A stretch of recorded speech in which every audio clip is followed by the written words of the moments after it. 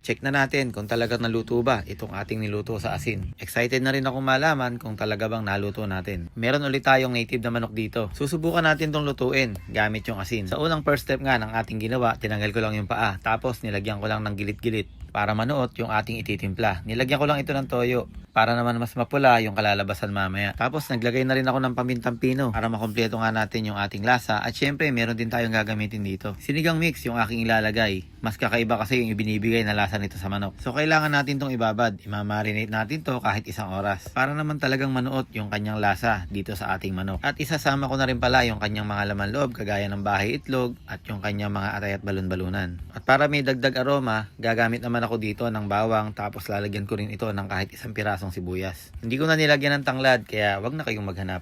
So pagkababad, ilalagay natin dito sa dahon ng saging. Bali yung dahon ng saging isinalab ko na muna sa apoy. At dito nga ay babalutin natin itong manok. Isang buong dahon ng saging itong pinambalot ko para siguradong medyo makapal. Gagamitin ko naman yung pinakalumang kawali na halos patapo na. Kung naaalala nyo, dito ako nagluluto ng tinapa. Halos nasa 2 kilong asin yung ating gagamitin dito. Yung asin na mumurahin na lang para hindi na kayo mamahalan. Alam ko may mga nabibiling asin yung mga second class na tinatawag. Yun, siguradong murang-mura lang ang bawat kilo nun. So binuksan ko na yung kalan tapos lalagay na natin yung takip. Makalipas ang 2 oras, palagay ko ay luto na ito. Excited na rin ako malaman kung talaga bang naluto natin. Dahil ito nga ay native na manok, expected na natin na medyo may katagalan lutuin kumpara sa mga commercial na manok. Excited na ba kayo? Tara, sama-sama na nating tingnan. So gaya nga ng sabi ko kanina, kailangan toyo yung ating pampaalat at para may kulay na rin. Parang ang ganda ng kulay ng kanyang naging resulta. Yung kahit hindi sa apoy niluto, para siyang nilitsyong manok. At syempre, katulad ng dati, kailangan matikman o malasahan natin yan kung talaga bang masarap o kung pwede bang gayahin o kung pwede bang lutuin ulit sa mga susunod na araw. Ano sa palagay nyo guys?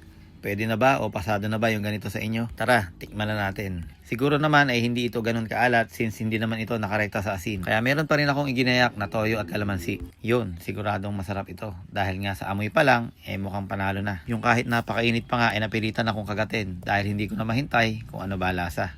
So try nyo na guys, pwede at approve para sa akin. Kung meron kayong manok dyan, mas maganda nga kung native na manok, malasa at siguradong masarap.